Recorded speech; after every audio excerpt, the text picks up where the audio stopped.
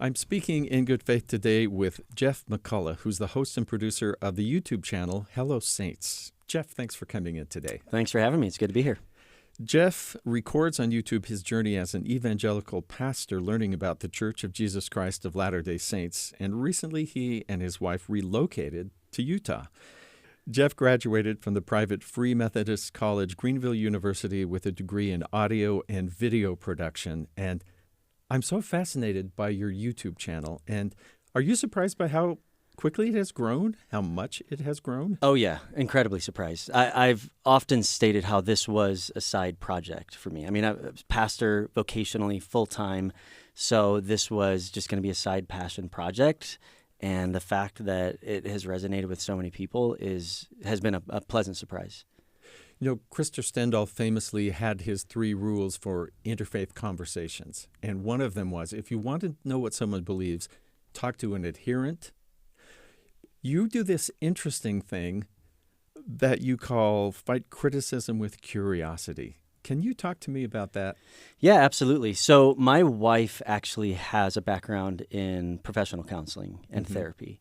And one of the things that I've learned from her that's been incredibly helpful is just recognizing how often and for how long many of us, as we process through our own issues, air quotes, is we can kind of take a shame-based approach where, I can't believe I'm this way, I need to change, or, I'm such a terrible person, I need to do better.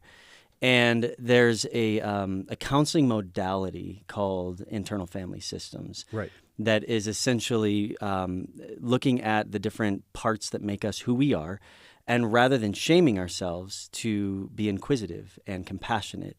And as I've sort of learned that approach when it comes to just a therapeutic approach, and I started to apply that to a faith context, it started to resonate, because so often religion can also be a platform for finger wagging and shaming to others or even to ourselves. And when it came to engaging in Latter-day Saint evangelical dialogue, I just recognized right off the bat, as I initially started to do some observing or scouting of the types of conversations out there, that it was so argumentative and it was so finger wagging and shame based. And I just got this idea to say, well, what if we took this approach over here, and instead of just attacking and being critical, it was more compassionate, it was more empathetic, it was more inquisitive. And that just sort of sparked in my mind this idea of engaging with somebody from a different faith background, having a different kind of conversation by fighting the critical impulses we have with curiosity. Because when we come from a critical posture, we're stating, I have all the answers, and I'm going to tell you why I'm right and why you're wrong. And then be totally surprised when that doesn't affect you. Right. Or cause you to change. Exactly. As opposed to, I see that we disagree here. I want to ask some questions so that I can better understand. And what that does is it allows us, one, to be more informed, but also to humanize the other person and to have compassion and empathy. And as a result, I think that's why Hello Saints has kind of taken off, because taking that approach that's less cerebral, that's less pedantic, that's less, apologetics focused, allows you to connect just on a human level and to see each other as people. And that just opens the door for a relationship, which is, I think, what is resonating with people on Hello Saints. Absolutely. So it seems like you're in this interesting place almost as a mediator. Do you feel that? I do. So my friend Greg Mattson from Quick Media, he's a Latter-day Saint content creator. He calls himself more of an ambassador than an apologist, and I think I resonate with that. I'm going to go into this very comfortable with who I am within my context and within who I am, even within my faith tradition and heritage. But that doesn't mean that I can't in some way make headway within your faith context when it comes to a better, more informed understanding of one another. Right. So I think, I would see me less as an apologist and more of sort of an ambassador to say, let me understand you better so that we can understand one another better. Yeah. Well, let me understand you a little better by asking about your faith background growing up. You go to a Free Methodist college, for instance, but you're an evangelical pastor. Mm-hmm. What did you grow up with as faith in the home?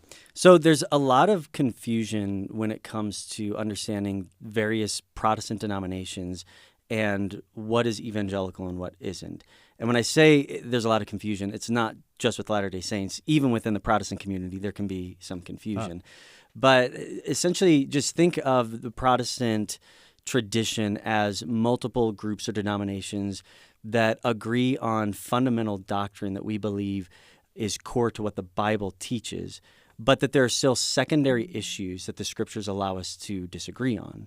So that might be issues of predestination or speaking in tongues or infant baptism. Now, within that, there are going to be some who feel that it is important for us to maintain a very Bible-centered and probably, as a result, a little bit more of a conservative view of a lot of things. That's where sort of the evangelical subculture sets in. So within various Protestant denominations, you can have, for example, multiple sub-denominations within, for example, the Presbyterian Church.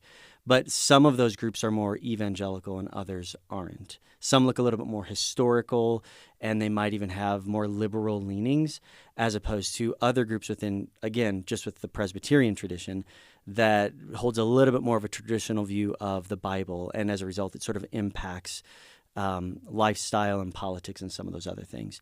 So I was able to really come to value that diversity within the Protestant church because I grew up in a very Pentecostal, charismatic denomination called the Assemblies of God, Mm-hmm. which is very big on Holy Spirit activity and spiritual gifts. But at the same time, when I went to this Free Methodist school, which was also evangelical, the Wesleyan way was sort of instilled in me.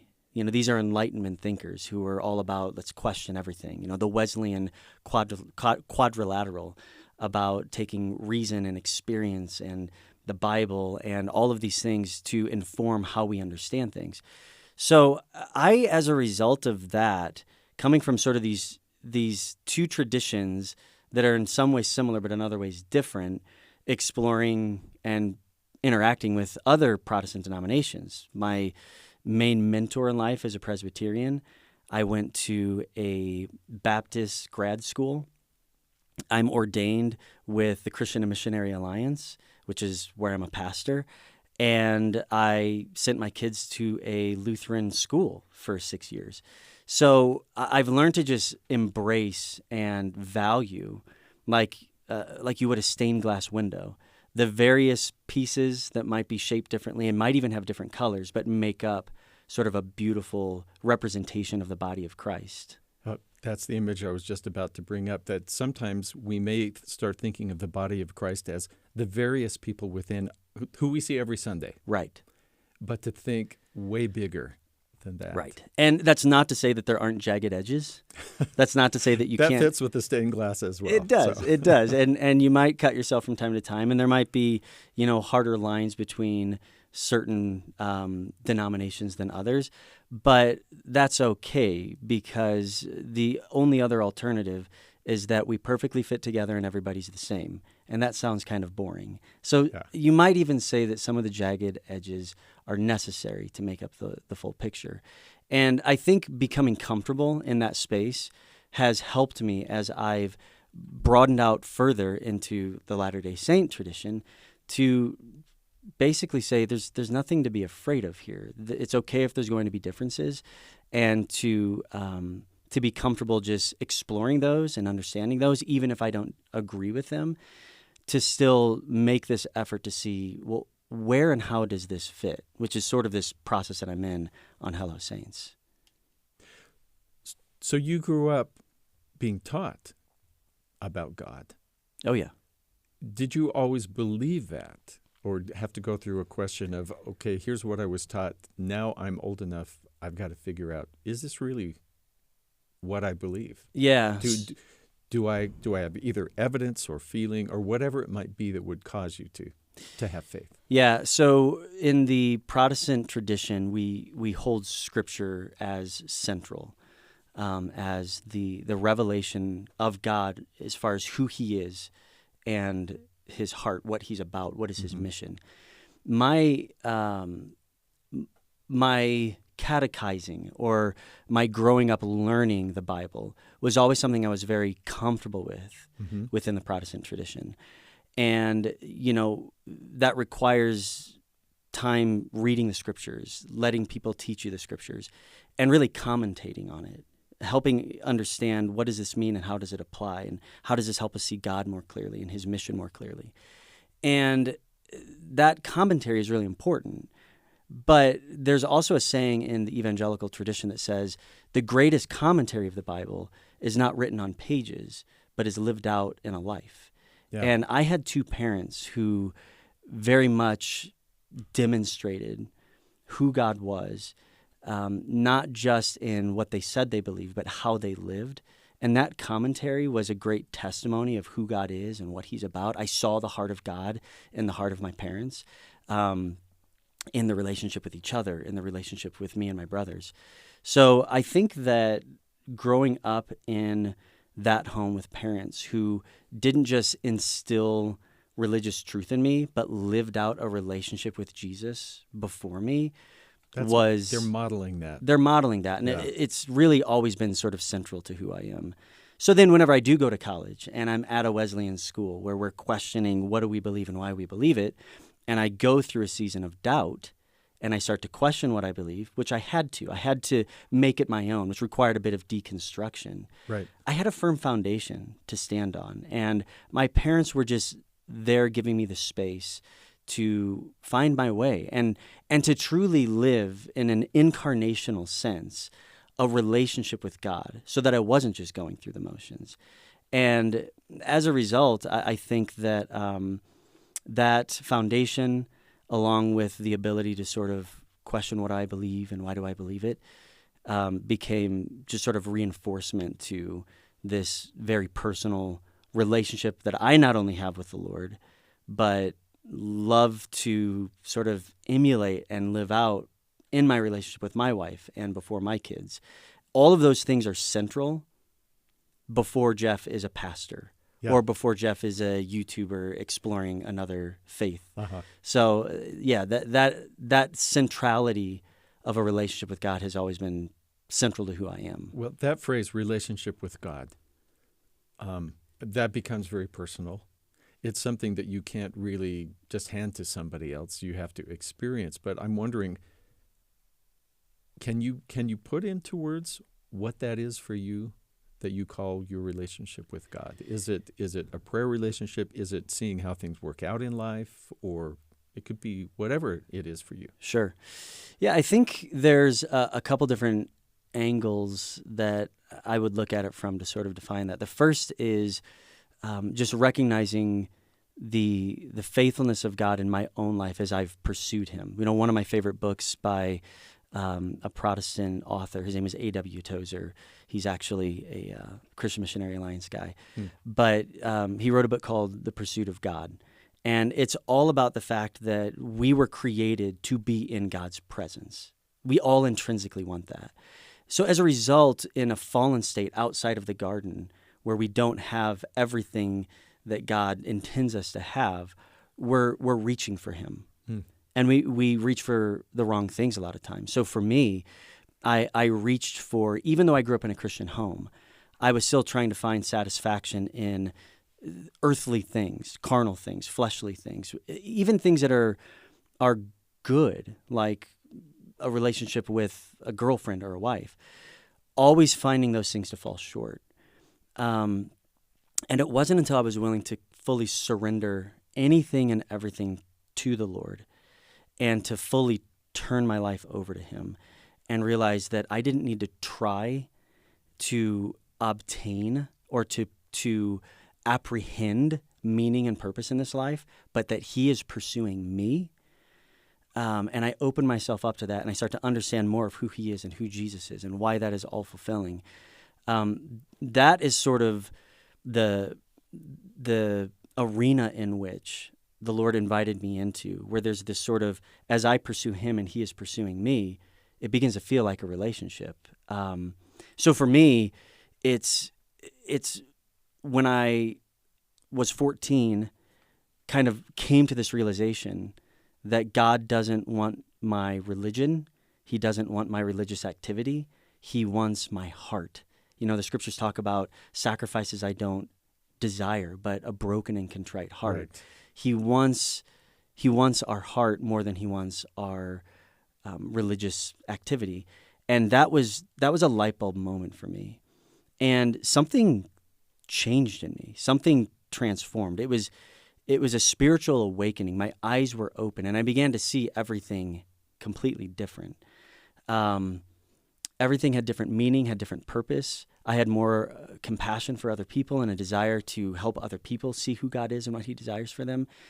And, you know, like I said, that was sort of in middle school, but that relationship just continued to grow. And then as I faced life situations, you know, getting married and my wife having a medical situation that was pretty difficult, or our first home falling into a coal mine, which actually happened. Oh boy. Or, you know, walking through just things that we all sort of have to maneuver through, the twists and turns in life, you know, the miscarriages and the disappointments and the letdowns in jobs and some of these other things. God's faithfulness has always been there, always. And so that you has start to build a level of trust in God that will underlie whatever may come. Yeah, it's trust as we see his clear presence manifested. He's not chiseled in granite, sitting up on his throne, waiting for us to get it right. He is involved. He is active by his Spirit. And as I just, even in the situation with, you know, we were talking before we went on the air here, our move out to Utah completely fell apart at the end. And right before we were supposed to move out here, and things got very scary. And the Lord's presence was so clearly manifested in that situation that a relationship with God really is about walking through life and seeing how and when he shows up, and then what that does to reinforce the ultimate of what he's done for us through his son Jesus, which then points me to the ultimate hope that we have to look forward to. So a relationship with him is, yeah, of course it's manifested in my time in the Word, my time in prayer, my time worshiping with fellow believers, and my time serving others, of course. But it's also in going through life when it doesn't turn out right, when things don't pan out the way you expect them to, and how he shows up and completely demonstrates his love and his presence in our lives. That's how I've experienced my relationship with him. Thank you.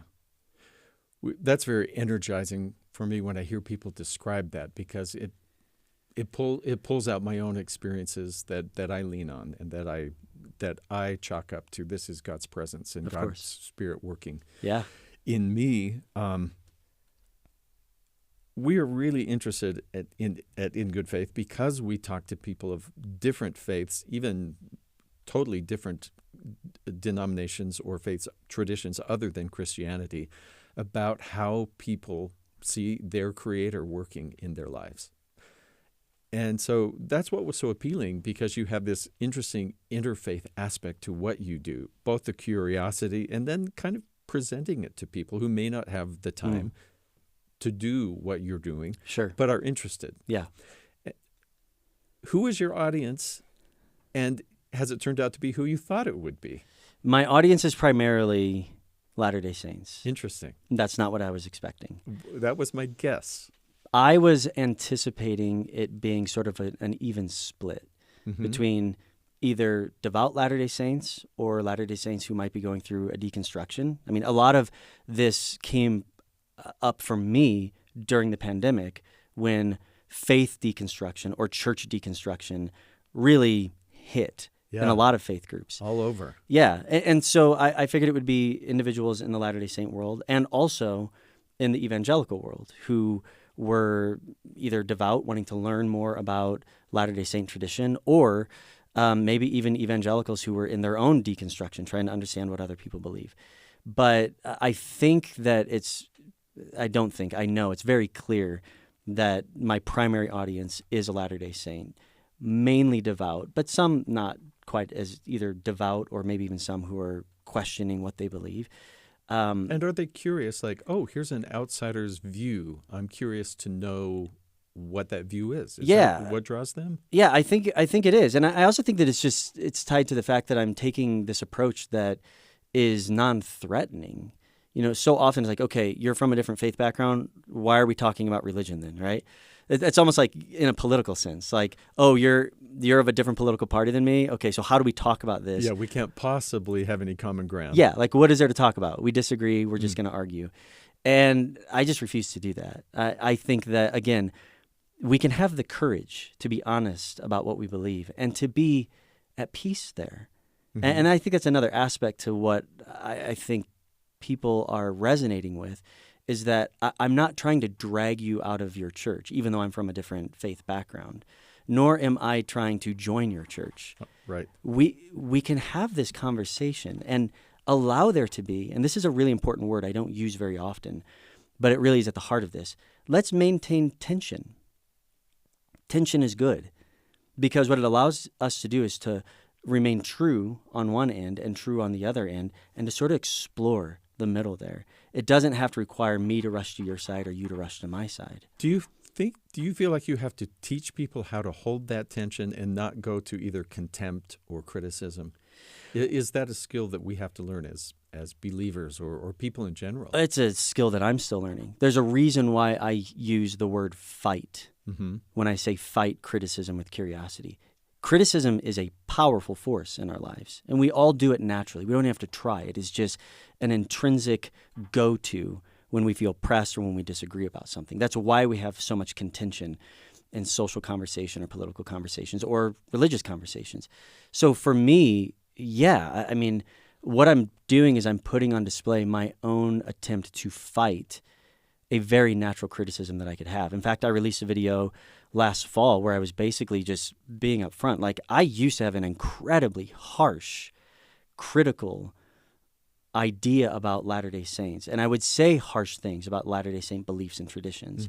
And I don't want to do that anymore. It was sort of this repentant, like, I'm sorry. I want to turn from that posture. And I have never at any point gone into this claiming, I'm doing this right and I've got it down perfectly. It's more of, I want to try this out. It's going to be tricky and it's going to be difficult. It is, in a sense, yeah. But there's something real about that, and real is refreshing. Now, there are some that don't get it, or that it's not for them, and I've got my fair share of critics or people coming out there saying, oh, he's a wolf in sheep's clothing, or he's just trying to tear down the church. That's just going to come with the territory. But even there, I have to be careful not to rush into being overly defensive or over-explaining myself or fighting fire with fire, eye for an eye type of stuff, but just letting people reside where they are and maintaining where I feel I need to be in this conversation. Did you and your wife have children? You mentioned some miscarriages. Yeah, we do. We have 4 children, and they are 15, 13, 10, and 6. We're in birthday season right now, so they're all changing ages, so I had to make sure I got that right. But yeah, we have 4 kids, and they are really happy and excited to be out in Utah, so thankfully we haven't had to drag any of them out here kicking and screaming. So has parenting changed your or enlarged your understanding of God? I think inevitably it has to, because even though we have a different doctrinal belief when it comes to the parental relationship we have with God, whereas Latter-day Saints believe that we are the spiritual offspring of Heavenly Father, we see God as a little bit more transcendent. He is definitely personal, he is knowable, he is relational, but he is also transcendent. But that's sort of the beauty of what we even see in the Lord's Prayer, where he invites his disciples to say, when you talk to God, you say, Our Father. Because that's the type of relationship he wants and desires and has always intended to have with that us. That closeness and that intimacy. That commitment. That's right. In other passages of Scripture, whenever we're crying out to God and we're calling him Abba, right? I mean, in that context, that literally is the idea of daddy, not just father, but daddy. So then when you have a child, and that intrinsic love is present, and you're able to interact with that child and to have the same sentiment, care, passionate desire for your kids that you now see in the scriptures articulating God's passionate desire for us. It goes back to what I was saying a second ago. So often we have this deistic view of God where he's removed, he is absent, he is uninterested, and that can't be further from the truth. So in my deepest desires for my kids, I'm always reminded that my kids have desires. Like my son, he wants to play video games, which is fine. My daughter wants to take acting classes, which is fine. My desires for them are greater. They're greater in scope, and they're greater in heart, and they're greater in passion. And to be in a relationship with a God, with all the desires that I have, who wants more for me, is powerful. And that relationship then just becomes so much more, it's deeper. And it goes both ways. I've found that deepening my relationship with my kids and deepening my relationship with God. Yeah, well, that's beautifully described. Thank you very much. Relationships can be journeys. They don't stay in the same place. They change over time as we change, whether age, circumstances, all of that. And I'm wondering, what do you know now, or where are you now in your relationship with God or faith than you were 20 years ago, 25 years ago? It's a great question. Being in pastoral ministry where you're stewarding a flock and you're living life with people is eye-opening.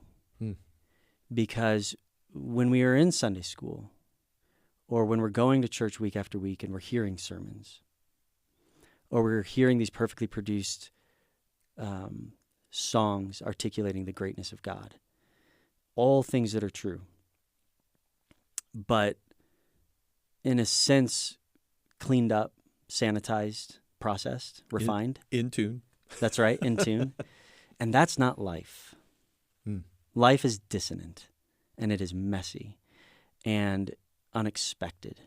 I think that's what I've learned now in my 40s, that I had a hard time grasping for a while. And it took for me being in ministry, and I think living life, going through just seasons of life with my family, to recognize that God is not looking for the perfectly cleaned up, sanitized, refined life. He is one who is willing to enter into the muck and into the dysfunction and into the messiness. I just was able to experience that as I was pastoring, walking people through marriage complications or through an unexpected death or through illness or through betrayal or through faith crisis. Or I could keep going because I did it for 15 years. I'm still right now walking through a very difficult situation with the church here in Utah who's going through a leadership change, and it is messy. But that's what God does. He rushes into the mess. That's the beauty of who he is. That's the beauty of John 3:16, right? He loves the world so much that he sends his son into it. And not to condemn it. Not to condemn, but to save. That's right. And that is at the heart of God. And that's why I love Paul's letters in the New Testament, because he is always writing into incredibly messy, dysfunctional situations and providing light and clarity and, more than anything, showing the heart of God.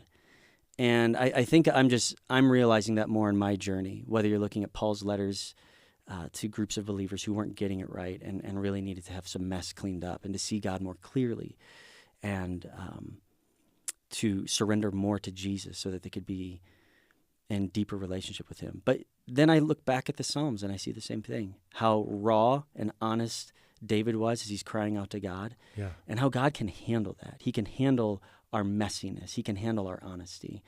And that has been really apparent for me in my life, especially over the past few years in my relationship with the Lord.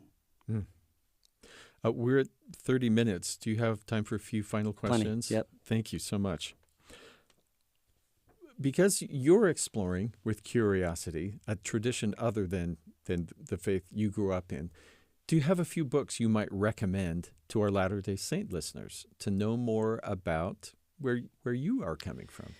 Sure. One book I already pointed to, The Pursuit of God by A.W. Tozer, is a good one.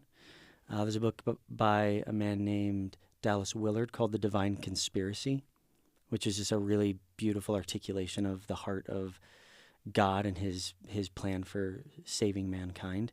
Obviously, Mere Christianity is C.S. Lewis. Yes. C.S. Lewis, that's a staple. And then there are just a couple other authors that I would recommend people check out that I would say very beautifully articulate a Protestant evangelical understanding of God and scriptures and life. Tim Keller, who just recently passed away, anything that he has written is just fantastic. Timothy Keller. Trying to think if there's anybody else. And I know I put you on the spot. We didn't send you this question ahead of time. I appreciate the recommendations. Yeah, really absolutely. Great. And I think maybe in a less Christian life aspect, but maybe in a more theological area, there is a theologian by the name of Wayne Grudem who has put out a couple of books on sort of a Protestant evangelical systematic theology of what we believe the Bible teaches. Those are probably among the top of my favorite and most impacting reads. Do you feel, we talked about God sort of directing and pursuing us, sometimes pursuing us maybe to point us in a particular direction. Have you come to feel a sense of mission about what you're doing with YouTube? A thing that didn't even exist when you were deciding on where am I going to go with my life? That's right. Yeah. If anything, I think the whole YouTube experience, social media experience, and just moving into that area is recognizing how important it is for us to be aware of where people are. And that's where we should try to have the conversations. Where they are in their faith. Where they're spending their time. Interesting. I mean, if you think about this just for a second, we in the evangelical world, we make the mistake too often of just trying to invite people to church. That's not really where people are. We're better off to have conversations with people about faith where it naturally might emerge when they're at work or when they're at the neighborhood barbecue. That's when a more natural, less awkward, less forced conversation can be had. And this goes back even to the scriptures. You know, why did the disciples, even in Acts, spend so much time at the temple or in the synagogues? Because those were community gathering places. So if they were going to share the gospel of Jesus, they were going to go where people were hanging out. And, we can dismiss social media because of all the stigmas attached to them, because of all the stigmas attached to those platforms. But that's where people spend their time. Yeah. So, when I'm considering doing Hello Saints, and a lot of the thought behind that is I don't see a lot of pastors interacting with Latter-day Saints in the world, and I don't think a lot of Latter-day Saints interact with a pastor, so I'll go to them on YouTube. I'll go to them on Instagram and provide that opportunity. Yeah. And I think just, being open to where people are, where they're consuming not just content, but where they're interacting relationally, is never something we should dismiss when it comes to how God might be able to use us in conversations. Thank you so much. One thing we've been thinking about is that shows up, and we want to know, I don't know if it's just a Christian understanding, but we're kind of exploring where other believers from Muslims or Jews or Hindus feel or sense something that they would call the love of God, or we call it different things. And I'm kind of wanting to make a little compilation of thoughts about what that is to people. Like, do you think of it that way? And how would you say you experience the love of God? One word, quite simply, quite directly, Jesus, period. So again, in the Protestant evangelical world, we have this very transcendent view of God. the book of Romans talks about him being the invisible God. And that said, he is relational, and he is near, and he is present. But there's a couple passages of Scripture, one in Hebrews, one in Colossians, talking about how Jesus is the image of God. So we're created in his image, so we're much like God. Jesus is the image of the invisible God. So anything that might seem too far off about God, anything that might seem too transcendent about God, is clearly seen in the physical manifestation of Jesus Christ. A way we can sort of comprehend, Contextualize, interact with. Is that like when he tells Philip, have I been with you so long and you haven't seen the Father? That's right. That's it right there. So you want to see the love of God? Anything that's not clear about the love of God is perfectly defined and clarified in the person of Jesus. And that is why I'm passionate about Jesus. That is why, and I know this can get into rabbit trails as far as, the afterlife, who's saved, who isn't saved, who's going to heaven, who's not. That's a whole ball of wax. But I will say that that's one of the reasons why I would never claim to be a universalist, because I do believe that when it talks about the way being narrow, Jesus is the way, the truth, and the life, that it all comes back to who he is, because he is God's manifested expression of love to mankind, not just in a demonstration, but also in accomplishing, bringing us back to him. I mean, what demonstrates love greater or moves us more deeply than something that was lost being found, something that's broken being fixed, someone who's in peril being rescued? Yeah. I just described all of our stories, lore, movies, books, because that's at the heart of what we know we need. And the fact that Jesus... Luke 15, that's... Yeah, exactly. The lost coin, the lost sheep, and the prodigal son. That love of God is so clearly seen in who Jesus is, that's why every aspect of my life always centers and rallies around that, because Jesus is the love of God. Jeff, is there something I should have asked you or should ask you, but I don't know to ask, that you'll walk out thinking, oh, he should have brought this up, or I wanted to be? I'm really happy with what you've shared. This is really a beautiful sharing that you've given us. Yeah, no, I think a question that a lot of people will ask me is, how long do I plan on doing this?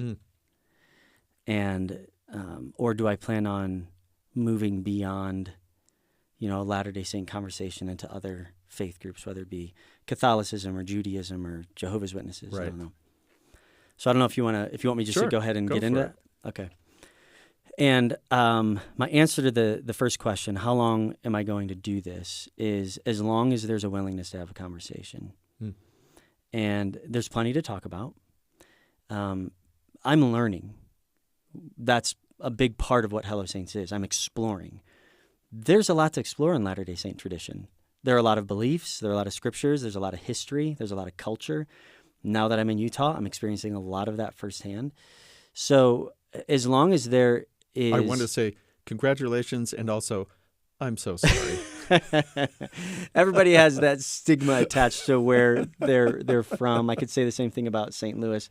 But I think as long as it seems like the conversation is valuable and we are successfully, with charity and compassion and love for one another, giving each other the room to know one another, to understand and be understood, and for us ultimately to constantly look to the rallying point of who Jesus is and how he fits into this whole conversation, I have no plans to end this. I want to continue that conversation. It just seems to be meaningful to so many people and myself.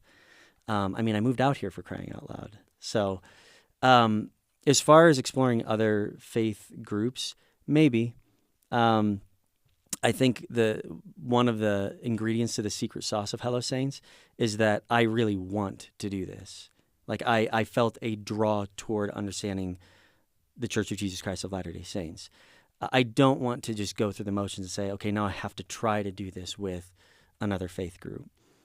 So I'm and then there's a whole spiritual aspect of it as well. If I feel like the Lord has invited me into this. So I might consider doing something like this with Catholicism, because I have a lot of family who's Catholic, and my wife's family was Catholic, and I grew up in a small German Catholic mining community.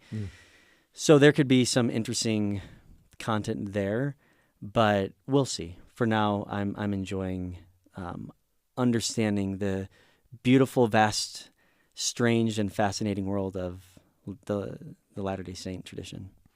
Jeff McCullough is the host and the producer of the YouTube channel Hello Saints. Jeff, it's really enlightening, and it's really encouraging to hear the type of curiosity that we could all apply to getting to know any other human being, whether politically, religiously, really just respectfully. Absolutely. Thank you for speaking with me in good faith. Thank you for having me. I appreciate being here.